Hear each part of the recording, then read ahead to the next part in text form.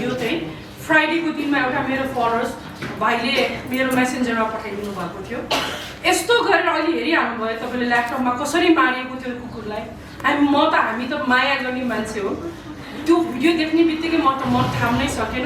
त्यो ठाउँमा पुग्यौँ, एउटा मीडिया कर्मीलाई पनि बोकेर गयौँ, घर देख्यौँ, त्यो खम्बा देख्यौँ जहाँ एउटा रिसिभीको कारण टोकेको भन्ने त बाहना मात्रै, के पनि टोकेको पनि थिएन, जहाँ सिङ्गल यत्तिकै स्क्रच मात्रै गरेको रहेछ। अर्को ठाउँबाट मान्छे झिकाएर यसरी मारेको छ कि यस्तो गरेर मारेको छ कि हामी माया गर्ने मान्छे, हामी एनिमल वेलफेयरमा काम गर्ने जस्तो म जस्तो मान्छे हुन्छ नि, सोसाइटीमा केही गर्नु राम्रो गरेर विदेशबाट छोडेर आएर अहिले मेरो सेल्टरमा 250वटा कुकुर छन्, सबै एनिमल क्रुल्टीबाट।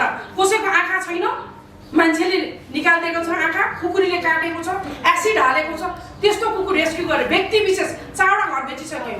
म यस्तो गरेर माया गर्ने मान्छे आज माया गरेर त्यहाँ ठाउँमा पुग्दा अलिकति झडप पनि भयो, अलिकति करायो पनि, रोयो पनि, हाम्रो भोइस लाउड पनि भयो, किनभने हामीले त माया गर्ने मान्छे हो नि त। मान्छेलाई गर्ने मान्छे त जति पनि छँदै छैन, पशुको लागि गर्ने कसले। अनि किन कानुनमा त यति मात्रै लेखेको छ 5000 जरिवाना 3 महिना के अरे 3 महिनाका जेल हाल्ने भने, तर त्यो पनि भएको छैन। लास्ट टाइम पनि सेतुलाई यस्तै गरेर मारेर हामी यही ठाउँमा आएको थियौँ, यति नै 2 चोटि प्रेस मिट गऱ्यौँ, त्यसको रिजल्ट के पनि आएन। पुलिस चौकीमा गयो के पनि भएन, जिल्ला अदालतमा गयो पनि के पनि भएन। आज सेम यही केस दोहोऱ्यो। यस्तो सेतु त यति खैले त कति मारेका छन्, एउटा विटनेस भनेको एउटा भिडियोले गर्दा आज एनिमल ल निकाल्नु पर्यो के नेपालमा। मान्छेलाई मात्रै बाँच्ने अधिकार छैन, पशुलाई पनि बाँच्ने अधिकार दिनु पर्यो। अब म गएको, म लिडरसिप भएर त्यहाँ गएको, अब मलाई के भन्छ, उनीहरूले त मसँग यति छ कि थ्रेटन गरेको छ कि फेसबुकको मेसेन्जरमा आएर हामी त बोल्नु गएको हो नि त, माया गरेर बोल्नु गएको, उनीहरूसँग त दुश्मनी त केही पनि छैन। अनि सबैजना त्यहाँको समितिको मान्छे सबै कोहीले यो केस लिनै चाहेको छैन, किन पशुलाई मारेको। यो कति दिनसम्म बोल्ने, हामी जस्तो मान्छे बाटोमा उफ्रिएर कति दिन कराउने। एउटा त ल त निकाल्नु पर्यो नि त। हाम्रो देशमा भैर भनेर कुकुरलाई पूजा गर्छ, तर गरेर के गर्ने। यसरी त कति मार्छन्, कति खोटाङमा अस्ति पनि त्यसरी मार्यो, के अरे उसमा पनि त्यसरी, मोरङमा पनि त्यसरी मार्यो, लास्ट इयर सेतुलाई पनि त्यस्तै गरेर मार्यो। अस्ति भक्तपुरा पनि यसरी घिसारी लगेर कति दिन त हामी एनिमल राइट्सको लागि फाइट गर्ने। अब उल्टै मलाई त अहिले मेसेन्जरमा आएर गरेर यस्तो थ्रेटन क्या, मलाई त खोजिरहेछन् उनीहरूले, पायो भने मलाई मार्नु। मैले त एउटा उता के अरे आफू बसेको ठाउँमा मैले पुलिस चौकीमा पनि दिएको छ, किन म एनिमलको लागि बोलेँ, त्यो खैरेको लागि बोलेँ भने त आज मेरो ज्यानै डर लाग्यो, मलाई मार्ने भन्ने उनीहरूको त्यस्तो धम्की आएको छ। यो त होइन नि, हामी जस्तो मान्छेले नबोले के गर्ने। सबै छोडेर आज नेपालको लागि केही गर्छु भनेर आएको, विदेशबाट आएर केही गर्छु, ल म केही त गर्छु, मरेर जाँदा पनि यो आत्मालाई सन्तोष हो। त्यस्ता खैरे मारेको त एकजना मात्रै होइन, हरेक पशुलाई छ नि। अस्ति पनि देख्नु भएन कसरी त्यो के अरे गिद्धहरूलाई कसरी मारियो, खास गरी त्यो ठाउँमा त पोइजनिङ गरेर त्यो गिद्धले खाएर मरेको नि। यो इस्यु त कति दिनसम्म, कति दिन हामी बोल्ने पशुको लागि होइन त। हाम्रो नेपालमा त संसारमा त होस् न यही एनिमल राइट्सको लागि कोही मान्छे लड्ने भनेको, म त एउटा संस्था भने म व्यक्ति विशेष गरेको मान्छे हो। आज एक वर्ष भयो मैले न नगरपालिकालाई मतलब छ, न के अरे ओडालाई मतलब छ, न हाम्रो यो उसलाई मतलब छ। सरकारहरूलाई त एनिमल राइट्सको बारेमा केही छैन। जति बजेट आउँछ नि सबै आफै पचाएका छन्। केही पनि हामी व्यक्ति विशेषले, हाम्रो महिनामा 4 लाख रुपियाँ खर्च छ, त पनि आफ्नो व्यक्ति विशेषले गरिरहेको छ। हामी जहिले पनि एनिमलको लागि भोइस बनेको छ। हेर्न आउनुहोस् न, मेरो सेल्टरमा 250वटा बाटाका घाइते कुकुरहरू छन्। कसरी एनिमल कस्तो कुनै बेला पनि एभिडेन्स भेटाउँदैनौँ हामी, तर पनि हामी लडिरहेको छ। आज लड्ने मान्छेलाई उल्टै हाम्रो लाइफ रिस्क बनाएर बस्नु परेको छ। म लुकेर बस्नुपर्ने स्थिति बनाएको छ, मलाई भेटायो भने मलाई मार्ने स्थिति छ। यो पनि हो त, म त्यहाँ गएर कराउँदा मेरो ज्यानलाई नै यस्तो भएन। यस्ता खैरेलाई त कतिजनालाई जस्टिस दिनु पर्यो नि त, होइन त। मान्छेलाई बोल्ने त जति भए पनि छ नि। अब जस्तो हाम्रो यो भाइ बहिनीहरू एउटा हामी टोली बनाएर गएको थियौँ त्यहाँ, तर टोली बनाएर गएर के गर्ने, त्यहाँ कहाँबाट ढुङ्गा हिर्काइदियो। अहिले त बच्चालाई घिसार्यो, अब उल्टै हामीलाई जेल हालिदिने रे, बच्चालाई घिसार्यो रे, त्यो घर तोडफोड गरेको। हामीले तोडफोड गरेको होइन, हामी कराएको। जबसम्म कराउँदैन कुनै न मान्छेलाई न पशुलाई कसैले पनि आवाज सुन्दैन। जब म कराएँ, मैले लाइभ बनाएँ, भाइरल भयो।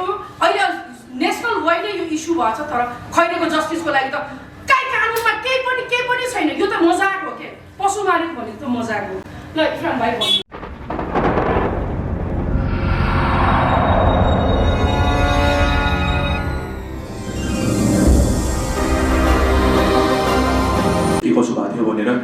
अनि हाम्रो यो स्टार्टिङ कसरी भएको थियो भन्दाखेरि एक दिन अगाडि जुन दिन यो घटना घट्यो त्यो दिन उनीहरूले त्यहाँको विद्यार्थीहरूले त्यो भिडियो रेकर्ड गरेको रहेछ होइन।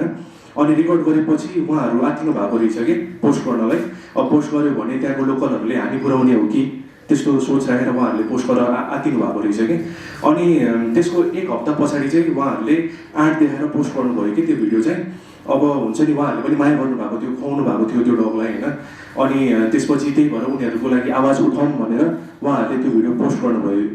जुन दिन त्यो रेकर्ड गर्यो त्यो दिन त भएन, तर एक हप्ता पछाडि उहाँहरूले पोस्ट गर्नुभयो त्यो भिडियो।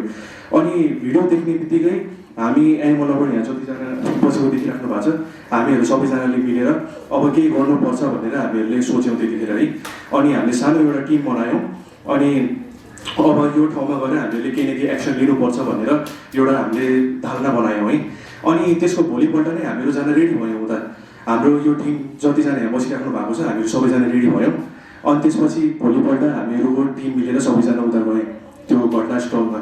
अनि त्यहाँ गएपछि हामीहरूले त्यो जसले खैरेलाई मारेको थियो उसको घर हामीले पत्ता लगाउन खोज्यौँ है। अनि त्यसको लागि हामीले आसपासको त्यहाँको कम्युनिटीको मान्छे, त्यहाँको नेबरहरूसँग हामीले हेल्प माग्यौँ कि यसो यो घटना यहाँ भएको रहेछ अस्तिको दिन, हामीले त्यो जसले हत्या गरेको थियो उहाँको घर देखाइदिनु होला भनेर हामीले बिन्ती गरेँ कि उहाँहरूलाई। अनि उहाँहरूले चाहिँ के भन्नुभयो भन्दाखेरि हामीहरू यहाँ आज भर्खर आएको हो, हामीहरू यहाँ नयाँ बस्न आएको, हामी त्यसको बारेमा केही पनि थाहा छैन भनेर हामीलाई सिधा हेल्प गर्नुबाट इन्कार गरिदिनु भयो कि उहाँहरूले। अनि त्यसरी नै ल एउटा घरबाट हेल्प आएन अर्को ठाउँबाट त आउला नि भनेर हामीले त्यो आशा राख्यौँ कि। तर त्यो गर्दा पनि खासै फ्रुटफुल चाहिँ देखिएन कि, किनकि हामी अर्को घरहरू पनि गयौँ तर कसैले पनि हामीले हेल्प गर्न चाहेन कि। त्यहाँ खैरेको लागि आवाज बनेर कोही पनि उठ्न चाहेन कि उता।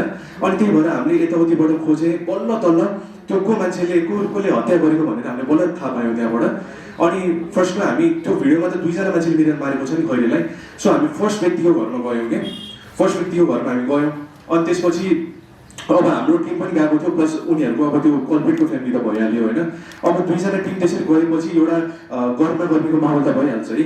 त्यही भएर अब एउटा टिम रिसाएको बेला अर्को एउटा टिम चाहिँ अलिकति शान्त भएर रियाक्ट गर्नुपर्छ भन्ने मैले सोच राखेको थिएँ कि। त्यही भएर अब हाम्रो टिमबाट पनि त्यस्तो केही गलत नभइहालोस् भनेर मैले चाहिँ फर्स्टमा त्यो घरको एकजना अलिकति ओल्ड लेडी हुनुहुन्थ्यो, उहाँलाई मैले अप्रोच गरेँ कि आमा भनेर भनेँ कि मैले उहाँलाई, आमा तपाईँको घरमा जो एकजना मान्छेले एकजना व्यक्तिले अब हामीलाई सम्बन्ध त थाहा थिएन नि त उहाँको, सो यस्तो गर्नुभएको रहेछ, उहाँले यो गर्नु भएको कि होइन, गर्नुभएको हो भने किन गर्नुभएको भनेर हामीले उहाँलाई प्रश्न गर्न चाहन्छौँ होइन। हामी तपाईँसँग केही पनि लेनादेन छैन, त्यही भएर उहाँलाई एकचोटि बोलाइदिनलाई हामीहरू रिक्वेस्ट गर्दछौँ भनेर मैले भनेँ कि। अनि त्यति भनेपछि उहाँहरू अलिकति एग्रेसिभ हुन थाल्नुभयो कि। त्यसपछि हाम्रो टिम मेम्बरमाथि अलिकति अब्युसिभ वर्ड्सहरू पनि युज हुन थाल्यो त्यहाँ। अनि त्यसपछि हामीलाई हुन्छ नि धेरै हेपियो पनि हुँदा होइन, तैपनि म राम्ररी नै बोलिरहेको थिएँ, आमा भनेर मैले बोलिरहेको थिएँ कि। अनि त्यसपछि हामीले त्यहाँ गएर अब कुराकानी गर्ने बेला धेरैजना मान्छेहरू पनि आउन थाले। अनि त्यसपछि हामीले बुझ्दै जाँदाखेरि त्यो खैरेले किन मारियो भनेर सोध्ने बेला चाहिँ त्यो जो कल्प्रिटहरू थियो नि उसको भान्जालाई चाहिँ त्यो खैरेले टोक्यो भनेर चाहिँ त्यो न्यु बनाएर मारेको रहेछ कि। अनि त्यसपछि हामीले त्यो भान्जाले टोकेको घाउ कत्रो रहेछ भनेर एकचोटि हेर्न खोजेको थियौँ कि। अनि हामीले उसको भान्जालाई रिक्वेस्ट गरेर बोलायौँ। अनि भान्जालाई बोलाएपछि हामीले उसको हात चेक गऱ्यौँ कि जहाँ खैरेले टोक्यो भनेर भनेको थियो नि त्यो हामीले चेक गऱ्यौँ। अनि त्यसपछि हेरेपछि त हातमा सानो स्क्रैच मात्र रहेछ कि त्यतिखेर। अब हामीले भनेअनुसार त उसले धेरै ठुलै पारामा टोक्यो भनेर भनेको थियो, तर त्यस्तो केही पनि छैन रहेछ कि, सानो एउटा खरोच मात्र रहेछ र त्यो न्यु निकालेर तिनीहरूले त्यसरी मारेको रहेछ कि।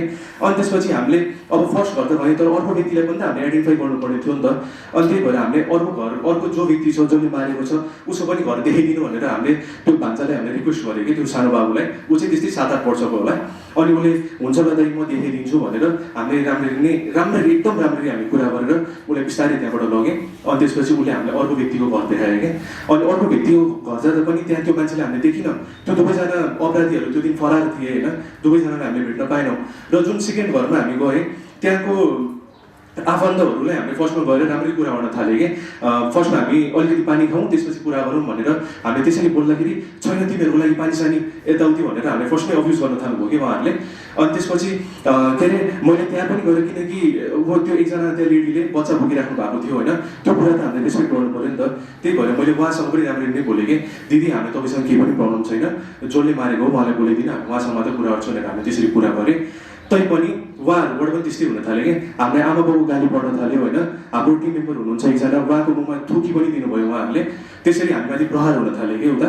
अनि त्यसपछि प्रहरीहरू पनि आउनुभयो होइन। प्रहरीहरूले अनि उताको आफन्त प्लस हामीहरू दुवैजनाले पुलिस स्टेसन लिएर जानुभयो। अनि पुलिस स्टेसन लगेपछि हामीमाथि विभिन्न आरोप लाग्न थाल्यो कि मैले जसलाई आमा भनेर इन्डिकेट गरेको थिएँ उहाँले चाहिँ यो व्यक्तिले मेरो घर छिरेर मेरो छातीमा हात हाल्यो, मेरो सुन गहनाहरू चोर्यो यताउति भनेर उहाँले हामीमाथि आरोप लगाउन थाल्नुभयो कि। अनि त्यसपछि प्रहरीहरूले पनि हामीले खासै सपोर्ट गरेको देखिन केही पनि होइन। प्रहरीबाट हामीले केही पनि सपोर्ट पाएनौँ, किनकि हामीहरूले जब प्रहरीले कम्प्लेन गरेको थियो यो केस गऱ्यो उहाँहरूले जाऊ एउटा कुकुरको लागि पो आएको रहेछ भनेर हाँस्नुभयो कि उहाँले हाम्रो खिल्ली उडाइदिनु भयो कि हाम्रो केस केही पनि उहाँहरूले मतलब गर्नु भएन कि। अनि पछि त्यो जुन कल्प्रिटको फ्यामिलीहरू थियो उहाँहरूले चाहिँ नेताहरूले पनि बोलाएको हामीले देख्यौँ कि उता उनीहरूले पोलिटिकल सपोर्ट लिएर आयो उता स्टेसनमा। अनि त्यो देखेपछि हामीले बुझ्यौँ कि ल अब पोलिटिक्स मिसिसक्यो, अब हाम्रो केस अगाडि बढ्नेवाला छैन जस्तो हामीले फिल भयो कि। अनि त्यसपछि प्रहरीहरू पनि आउनुभयो, खालि हामीलाई मात्रै सम्झाइराख्नु भएको थियो कि उहाँले तिमीहरू यसो नगर तिमीहरू उसो नगर, जब कि हामी त केही पनि गरेको थिएनौँ नि, हामी त आवाज मात्रै उठाउनु गएको थियो उता, हामी केही पनि गरेको थिएनौँ जस्तो लाग्यो उता। जसले सम्झाउनु पर्ने हो उनीहरू खुलेआम हिँडिरहेको छ, त्यहाँ फरार भएर लुकेर बसिरहेको छ। त्यो दुईजना व्यक्ति जसले आफूलाई त्यति पावरफुल ठान्थे तिनीहरूले त्यसरी खैरेको मर्डर गरेपछि हामीले पनि त फेस गर्न सक्नुपर्ने थियो नि त। तर उसले फेस गरेन, उसले आफ्नो श्रीमती आफ्नो बच्चालाई एउटा डिफेन्स वेपन जस्तो बनाएर अगाडि पठायो र हाम्रो विरोधमा लड्न लगायो। सो त्यस्तो भयो त्यहाँको माहौल होइन। अब यसको बारेमा फर्दर एक्सप्लेन गर्नलाई म प्रेक्षालाई बोलाउन चाहन्छु, उहाँले यसको बारेमा के भन्नुहुन्छ है।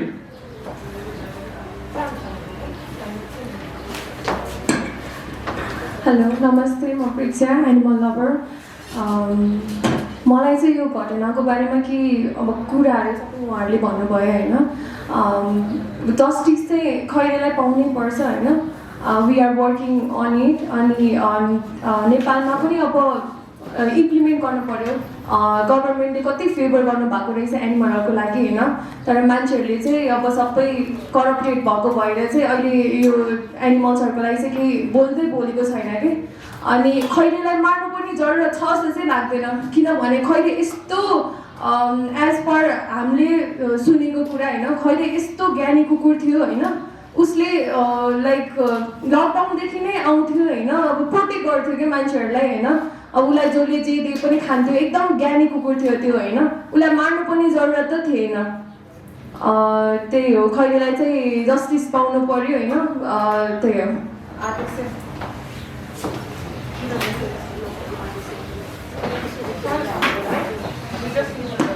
नमस्ते सबैजनालाई, म आदेश तिमल सिन्हा, म पनि एउटा एनिमल लभर नै हो। हाम्रो देश नेपाल होइन हिन्दू राष्ट्र, हिन्दूलेहरूले अब हामी त कुकुरलाई तिहारमा पनि पूजा गर्ने चलन छ, त्यही पनि कुकुर यसरी मारेको हामीले देख्न सकेनौँ। त्यही भएर अब आज हामी यहाँ त्यही उसको के अरे खैरेको जस्टिसको लागि आएको हो। खैरेले न्याय जसरी भए पनि पाउनुपर्छ, खैरेले न्याय पाओस् भन्ने नै हामी पक्षमा छौँ यहाँ सबैजना। म यति भन्दै आफ्नो शब्द नै गुमाउन चाहन्छु।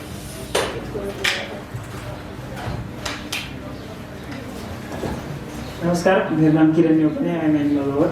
अनि जुन यो घटना भयो, खैरेलाई कुटी मारियो, यो चाहिँ एकदमै नराम्रो भइरहेको थियो।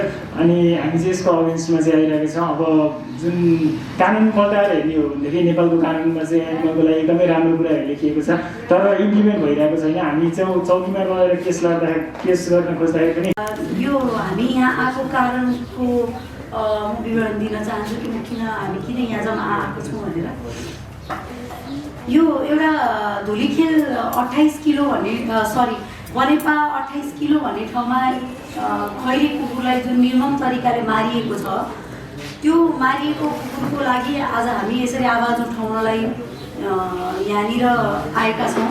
उसको न्यायको लागि, उसको जस्टिसको लागि, उसले जस्टिस पाउनुपर्छ, उसलाई किन मारियो भन्ने कुरालाई हामी लिएर, उसले न्याय पाउनुपर्छ भन्ने कुरालाई लिएर हामी आएका छौँ। हामीले तसर्थ हामीले उसको लागि रिपोर्ट त हामीले दिइसकेका छौँ धुलीखेल प्रहरी कार्यालयमा होइन। तर पनि धुलीखेल प्रहरी कार्यालयले चाहिँ उसको रिपोर्ट लिन नमानेको, रिपोर्ट त लिएको तर अहिलेसम्म यो केसको लागि कोही अगाडि नबढेको र दोषीलाई कारवाही नभएको अवस्था आएको छ अहिलेसम्म।